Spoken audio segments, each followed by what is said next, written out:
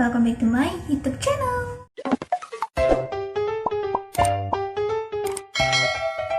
So di video kali ini, seperti yang udah aku vote di Instagram yang ini, di sana aku udah vote, kalian setuju nggak kalau aku bikin cerita pengalaman aku gagal nikah sebelum akhirnya nikah sama suami?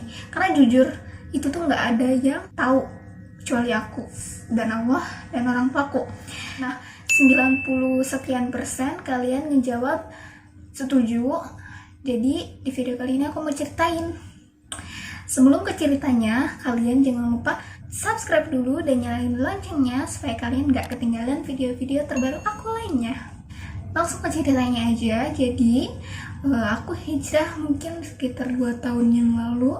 Ya pokoknya sekitar segituan. Nah, sekitar tahun 2018, bulan 5 atau 6, pertengahan tahun itu ada orang yang mau ngajakin aku nikah. Dia ta'aruf sama aku. Aku juga udah lumayan tahu dari teman-temannya kalau dia itu seorang pengajar bahasa Arab. Kalau soal agama emang bagus kata teman-temannya. Dia seorang duda, belum punya anak kalau nggak salah, aku lupa lagi karena emang udah lama. Umur dia itu sekitar 2 kali lipat, hampir 2 kali lipat dari umur aku. Ya aku sih nggak masalah soal umur ataupun statusnya, cuman yang jadi masalah buat aku itu, yang buat aku ragu maksudnya ya, itu dia cerai dengan istrinya yang pertama itu karena istrinya itu sering minta uang sama suaminya, sama dia gitu maksudnya. Jadi istrinya itu matre katanya. Sama teman-teman juga aku tanya, katanya begitu. Terus dia juga cerita ya katanya begitu, katanya emang istrinya itu matre, terus mandang dia itu dari hartanya. Nah kalau aku pikir-pikir, seorang istri pasti dong butuh uang, apalagi udah uang dari suami, karena uang dari suami kan termasuk nafkah kan, nafkah buat istri. Aku nggak tahu ceritanya, yang jelas kayak gitu. Tapi aku berpikir kalau mantan istrinya cerai karena gara-gara uang, gara-gara mantan istrinya itu minta uang terus sama dia, gimana nanti kalau udah nikah sama aku gitu. Aku pikirannya kayak gitu. Jadi aku takut gitu. Aku takut kalau nanti aku nikah sama dia, kalau minta uang aku nggak enak, takut dibilang matre gitu aja. Aku takutnya kayak gitu. Sedangkan seorang istri kan keperluannya itu emang dari suami gitu ya. Jadi yang seorang istri itu yang diandalkan uangnya tuh dari suami kalau nggak kerja ya kan. Nah jadi kayak gitu yang aku takutin. Ya udahlah ya, itu emang jawaban dari istikharah kayaknya. Karena setelah aku istikharah, ya aku coba tanya kayak gitu, jawabannya kayak gitu yang ngebuat hati aku nggak srek gitu. Ya seperti yang aku bilang tadi, kalau soal status sama umur aku nggak masalah, karena menurut aku dia agamanya bagus. Seorang pengajar bahasa Arab, siapa sih yang nggak mau gitu pengajar bahasa Arab, pengajar ngaji juga, pasti aku bakal dididik dengan baik gitu. Tapi ya aku bingungin yaitu soal keuangan gitu. Nah kita lanjut aja ke cerita yang kedua. Mungkin gak lama setelah aku tolak dia, itu muncul orang yang kedua ini. Dia ini sebenarnya orang yang pernah aku kenal dulu. Aku dikenalin sama saudara aku, sama dia. Jadi dia itu teman saudara aku. Jadi saudaraku ngenalin dia ke aku gitu. Jadi kita kenal dulu. Udah lama gak kontekan, mungkin beberapa tahun. Pas tahun itu muncul lagi, entah dari mana. Dia ngehubungin aku lagi. Aku sih emang orangnya kan semenjak hijrah itu aku gak mau kenal sama cowok. Sekedar kenal aku gak mau gitu. Jadi kalau emang mau kenal ya deketin orang tua gitu. Jadi serius langsung gitu, aku nggak mau kalau cuma sekedar kenalan. Nah jadi dia itu emang ngomongnya punya niatan serius. Ya kata aku, ya kalau emang beneran niatan serius, ya langsung ketemu aja sama orang tua aku. Beberapa bulan kemudian setelah aku ngomong kayak gitu, dia datang, dia minta alamat, terus dia datang ke rumah. Kalau nggak salah sih sebelum Lebaran Idul Adha, kalau nggak salah dia ke rumah tahun 2018. Terus orang tua aku pasti nilai dong ya, kata orang tua aku kayaknya dia belum ada niatan serius. Ya pokoknya dia belum ada niatan ke titik serius gitu. Jadi dia kayaknya masih main-main. Seiring berjalannya waktu, aku nggak ngontek dia, aku nggak kontekan sama dia. Gimana itu aja, alurnya aja gitu. Kalau dia emang serius pasti ngebuktiin. Kalau enggak ya udah gitu. Aku emang secuek itu sih sama cowok. Terus ada lagi nih yang datang. Aku kan pasti ngomong dulu ya sama dia. Aku juga nggak mau dong naruh harapan yang nggak pasti buat dia gitu. Aku ngomong dulu, kalau emang kamu belum ada niatan serius, ya kamu harus terima kalau ada cowok yang lebih dulu ngelamar aku. Seiring berjalannya waktu, terus datang lagi, ada orang lagi yang ngajak aku taaruf lagi. Aku kenal dari mana ya? Aku udah lumayan lupa sih ceritanya. Yang aku inget aja aku ceritain. Terus datang lagi satu cowok, dia itu orang seberang, iya kalau nggak salah. Terus ya seperti tadi, nggak mau terlalu dekat sama cowok. Kalau sekedar kenalan buat apa gitu, buang-buang waktu. Aku nggak mau.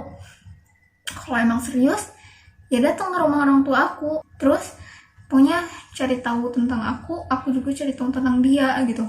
Kalau soal agama dia emang masih minim.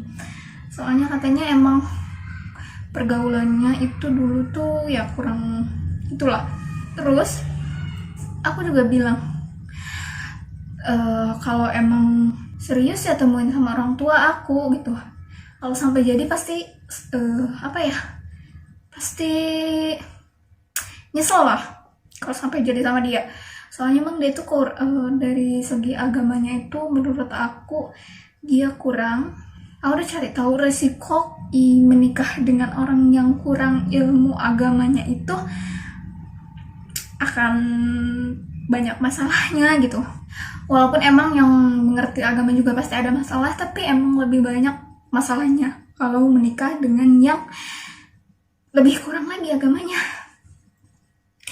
Nah, jadi dulu aku tuh sempat punya pikiran, ya udah kalau emang mau serius ya kita hijrah bareng-bareng, kita perbaiki diri bareng-bareng gitu. Itu prinsip aku yang salah. Terus dia emang ke rumah aku, dia emang ada niatan serius sama aku. Cuman dia itu gimana ya, dia masih proses nabung. Ya, proses nabung dengan gajinya yang nggak seberapa, dan dia juga anak perantauan. Otomatis perantauan itu menghidupi diri sendiri, makan sendiri, nggak ada yang masakin, otomatis beli. Jadi gajinya itu dibagi, kalau mau nabung ya pasti setengah-setengah gitu, sedangkan gajinya itu ya nggak seberapa lah gitu. Nah terus kemudian apalagi ya, aku inget-inget lupa sih ceritanya sebenarnya, karena emang setelah nikah itu banyak lupanya.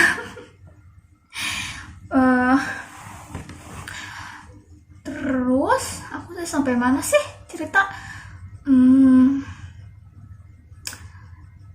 Sampai prinsip, aku punya prinsip kalau mau ke serius kita hijrah bareng-bareng ya.